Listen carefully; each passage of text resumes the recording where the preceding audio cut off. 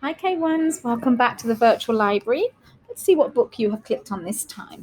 I've chosen another transport book to get us thinking about different types of transport. And this one is called Going on a Plane, written by the same author as Moving House, written by Stephen Cartwright. So let's have a look. It's been quite a while, hasn't it, since we've been on an aeroplane because of the virus. This is the Tripp family. Mrs. Tripp, Mr. Tripp, Rosie Tripp, Tim Tripp, and baby Lily Tripp. Tim and Rosie are helping Mr. and Mrs. Tripp to pack. They are going on an aeroplane tomorrow. They set off for the airport. They take the car. Grandpa Tripp is driving them. And Lily is staying behind. She's staying with Grandma and Rover the dog.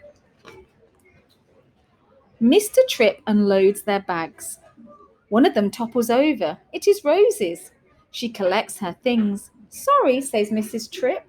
So now they are at the airport and they have to do lots of things before they get onto the aeroplane. First of all, they have to hand their passports in and do what's called checking. Here are the tickets, Mrs. Tripp says to the lady at the check-in counter. And then another lady is weighing their luggage. She's finding out that hopefully their luggage isn't too much. And then they have to go through security, through a metal detector to make sure you're not carrying anything dangerous. Then, once you are on the aeroplane, you have to organize your belongings. The flight attendant will help you. You can put your bags in the overhead lockers or put them underneath your seats. Then you have to put your seatbelt on. When it's ready for takeoff, the flight attendant and the captain will say, please get ready for taking off. We're going to start flying the aeroplane soon. Put your seatbelt on. I've buckled Hippo in. And then the plane takes off.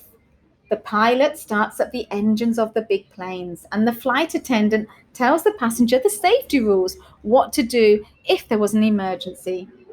The pilot has to wait for his turn to take off, and then the plane speeds down the runway and zooms up into the air.